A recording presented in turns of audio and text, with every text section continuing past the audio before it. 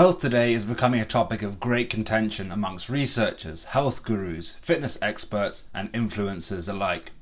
The wellness industry is becoming ever more divisive and tribalized, with each group believing that they have the best or the right solution to all of your health problems. Now, I'm not saying that these various different programs or diets are not beneficial, but what all of these different dogmatic programs and diets fail to recognize is that everybody is a unique individual with their own subtle nuances, personal history, and specific needs. This idea of bio-individuality is not a new idea either. In fact, it can be traced back over 5,000 years to the origins of Ayurvedic medicine, which is the oldest medical practice known today. Practitioners of Ayurveda would believe that even if two patients arrived presenting the same symptoms, they would be treated in completely different ways given the fact that they are unique individuals.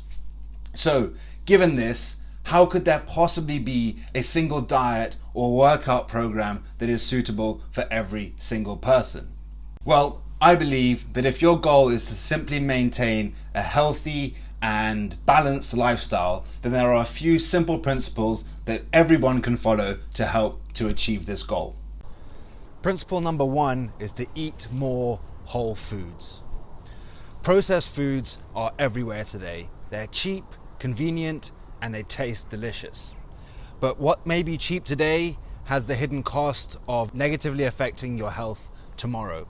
Processed foods are often loaded with added sugar and salt, which, although it makes them taste great, means that they have very low nutrient value, which leads to you feeling more hungry and then consequently eating more food than you otherwise would.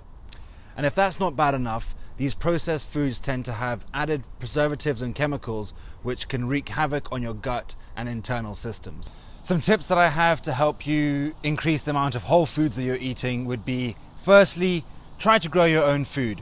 I'm very lucky in the sense that I am staying with my brother at the moment, and he has this amazing garden that allows me to harvest much of the food that we're eating from right here. I appreciate that's not always easy and convenient for other people, so the next best option is to do your shopping, or at least your vegetables and fruit shopping, at a farmer's market. In the farmer's market, you're much more likely to get better quality fruits and vegetables, and potentially even meet the farmer themselves, and that way you can build a relationship and know that they're growing food in a good, wholesome way. Failing that, if a farmer's market's not close to you, then obviously the next best option is the supermarket.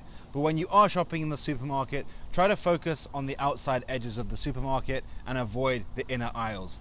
The outside is where all of the fresh produce is stored and kept, and the inner aisles is where danger lurks. Lastly, I suggest trying to cook as much of your own food as possible. This means that you have more control over what's going into the food, and as a result you can get better quality nutrition from it. Also, if you're going out and you know you're not going to be at home, try to prepare your own food at home and take it with you. What often happens is when we're out of the house and we get hungry, we tend to grab whatever's closest to us and most convenient, which inevitably is something that is processed and not made in the best way possible, often loaded with extra added sugar, salt, chemicals, and preservatives. So the last tip there is to prepare your own food and take it out with you. Principle number 2 is to move your body. Today, most people are aware of the importance of having a fitness practice to maintain a healthy lifestyle, and the benefits of improved mood, increased energy, weight loss, and better sleep are well known. But similar to the world of dieting, there are hundreds of options for us to choose from, and sometimes that can make it a little bit overwhelming. But at the most basic level, where one is aiming to simply be a healthy human being, it doesn't really matter what you're doing. What matters is that you're moving your body on a consistent basis. And so in this sense, it's important to choose something that you enjoy, because if you choose something that you don't enjoy, it's unlikely that you'll maintain it over a longer period of time. For me, I love to keep my movement practice fresh and exciting by incorporating a variety of different things into my routine. Most recently, together with my brother and sister-in-law, we've taken up rock climbing, which is a completely different set of moves and something that is a very challenging experience for me because I've never done it before.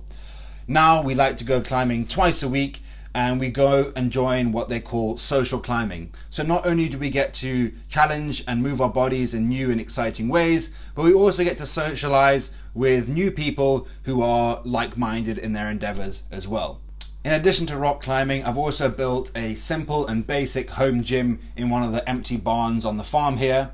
And it's in this space that I'm able to do a wide range of different movements, including bodyweight sessions, kettlebell workouts, and yoga. On my off days, I love to get out into nature and will often take long walks in the woods. And so having all these different practices that I can integrate into my routine helps me to keep things fresh and exciting, ensuring that I don't get bored and I'm looking forward to the next workout, whatever it might be. Some tips to help you improve your movement are: number 1, find something you enjoy so that you can stick to it consistently. Consistency is key. Number 2, build a community around your movement. Join a fitness class or find a walking partner that can keep you accountable and ensure that you keep up whatever you're doing for a longer period of time. And then lastly, if you find those two things difficult, try to integrate more movement throughout your day.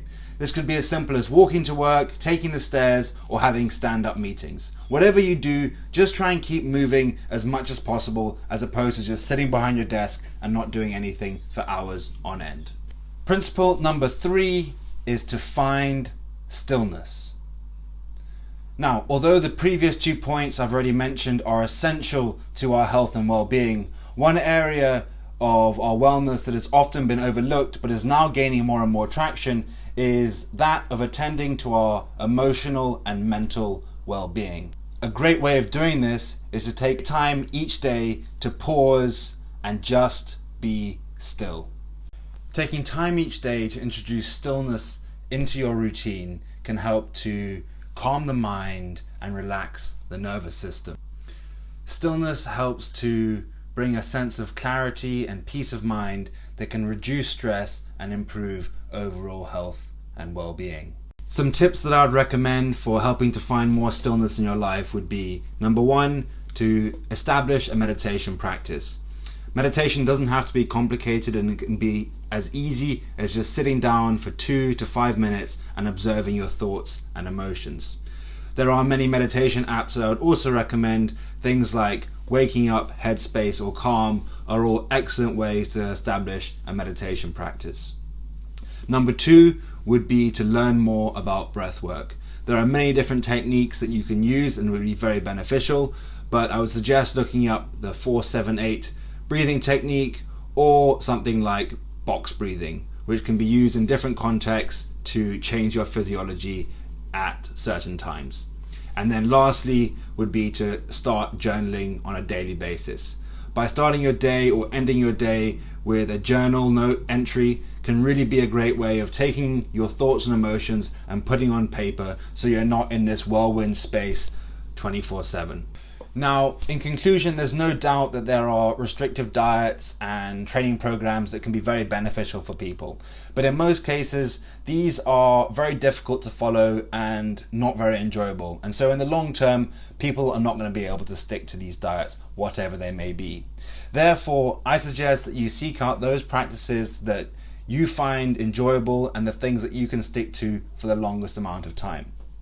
With that said, I also think that the best way to approach something is using the 80-20 principle. So if you're able to focus on achieving and doing the right things 80% of the time and allowing yourself 20% to make mistakes and mess up and enjoy yourself a little bit, then that's absolutely fine. Because remember, everything should be consumed in moderation, including moderation itself. And life is, after all, for living.